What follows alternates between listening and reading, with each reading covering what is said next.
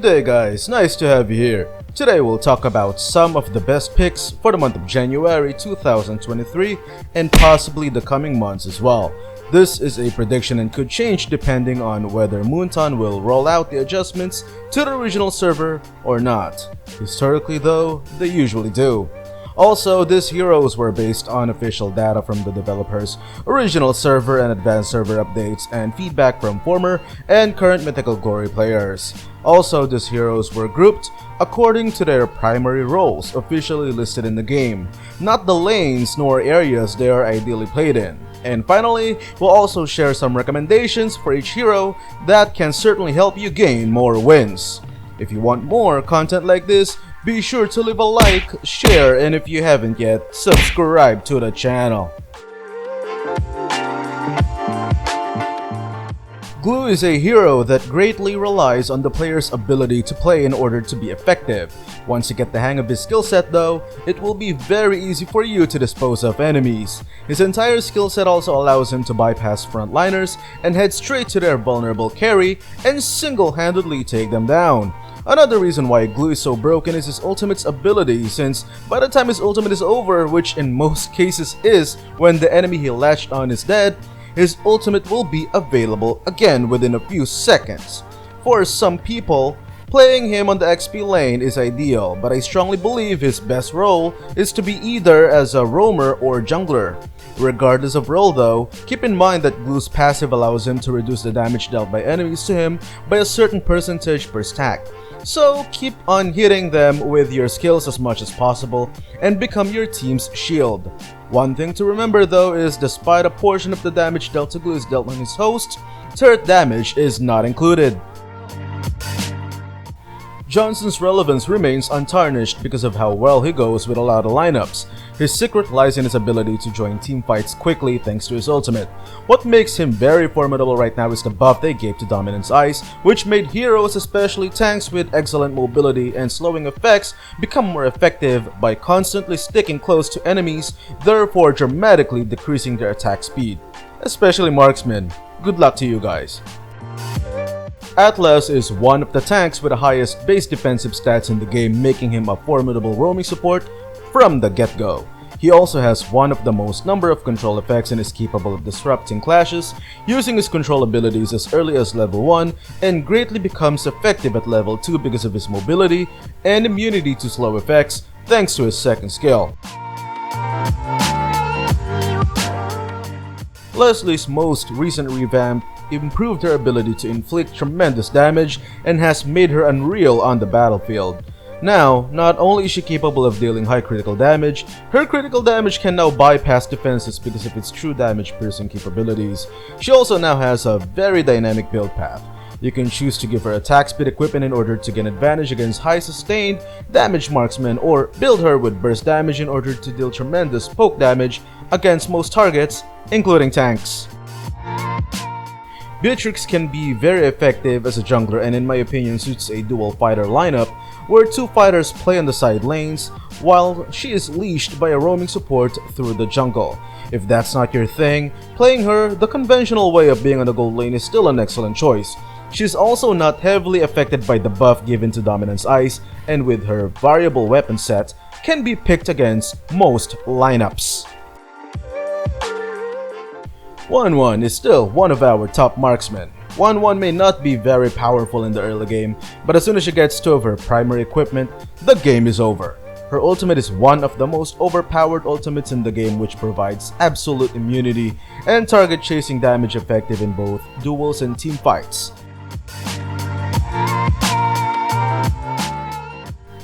Kaji's adjustments have been pretty good and has gained him so much relevance in the meta, especially since suppression, the control effect that his ultimate inflicts on enemies, cannot be cleansed. This makes him a very formidable hero capable of stopping any hero from their tracks. Because of how deadly his ultimate is, playing him in the jungle can be a very good choice, especially since he is very efficient in clearing jungle camps. If played properly, a jungler Kaja can reach level 4 in about a minute and 20 seconds. But if you're not comfortable playing that role, playing him as a roamer can be a very good choice as well. Depending on the role and situation, you can play him with either full magic damage in mind, a combination of magic damage and defense, or a full defensive build. Leomord is such a nuisance, especially when paired with powerful roamers such as Johnson, Angela, and other control-type heroes. Unlike other carries that rely on critical damage, he's not heavily affected by the buff given to Dominance Ice. Another thing that makes him great is his versatility when it comes to itemization. Whether you play him as a full damage carry or a tanky damage carry will not matter. Either way, he will be able to perform well and will all depend on the situation and matchup. Martis is a pretty solid choice right now, mainly because of the buff or damage rework they did to his passive a few patches ago. Not only is Martis extremely easy to play with, snowballing is extremely easy with him too. Especially because of the buff, getting kills is easier than counting 1 to 3. Just slap on 1 to 2 damage equipment such as Blade of Despair and Bloodless Axe, and you should be able to rip heads off using his new improved passive. His second skill is also one of the most broken skills in the game, since it gives him his much needed stacks easily and reduces damage he receives and provides immunity against most control effects. Martis is basically a hero that's difficult to kill, but capable of wiping out an entire team. Eve has a very oppressive skill set that prevents enemies from moving freely on the battlefield. It does require some practice to play her effectively, but once you get used to her skills, getting rid of multiple enemies will be extremely easy. Her ultimate is also very versatile since you can choose to inflict continuous burst damage or burn enemies, which allows her to utilize a wide range of magic power items, including the improved Glowing Wand. Savior is a very powerful glass cannon not only because of his damage output, but also his range and control abilities. Be careful when playing him though, since he is extremely squishy. Try your best to also remain hidden in the map and only come out when absolutely necessary, such as to get minion last hits or to join team fights. In order to maximize his full potential, above average map awareness is the key. Valentina will still be a feared part of the meta. Her ability to counter or nullify most other heroes' abilities have been and will always be superb because of her broken ultimate. She adapts well against most lineup and works great both as an XP laner and a mid laner. Just make sure to hit enemies with her skills as much as possible in order to gain bonus experience and scale faster than everybody else. Diggy is the best counter against heroes that rely on control effects such as Atlas, which is considered by many as one of the best, if not the best tank right now. He is also fairly easy to play with and can be effective both as a mid laner or roamer. His build path is also fairly flexible because of his skill set and can be deadly with either a full magic damage build or defensive tanky build. Faramis, in my opinion, is one of the best, if not the best supports right now. His ultimate prevents himself and his allies' deaths, which creates a very unfair advantage against the enemies. I strongly believe that, same as the previous months, he will be one of the most feared heroes next season. I mean, just imagine giving your allies and yourself one-time immortality. That's so broken, man. Carmilla is one of the most annoying supports right now because of her new and improved ultimate. Her new ultimate makes it very difficult for enemies within close proximity from each other to function. She is also one of the reasons why heroes like Estes was not included in this list. If paired up with another control locking hero, escape is close to impossible against Carmilla.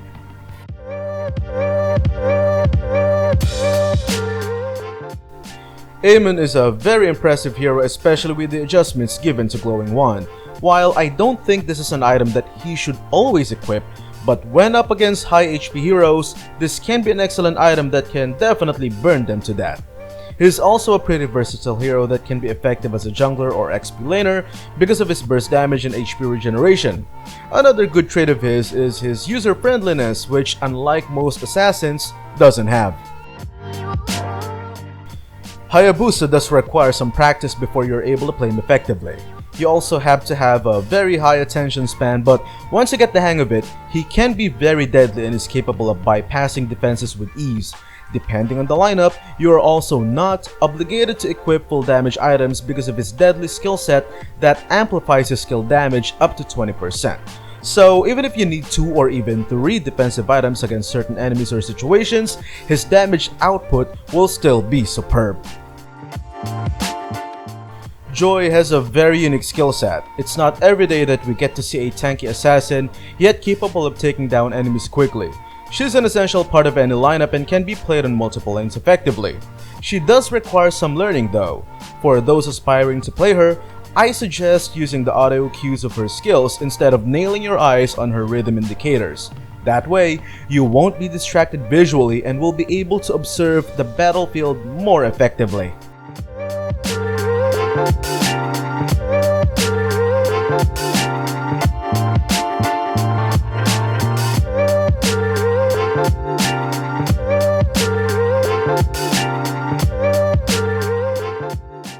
There you go, those are the heroes that I think will leave a mark next month. What do you think? If you were to replace some of the heroes here, who would it be and who would you replace it with? Leave your thoughts in the comment section below, and if you haven't yet, don't forget to hit like, share, and subscribe to the channel. Stay safe everyone. Peace.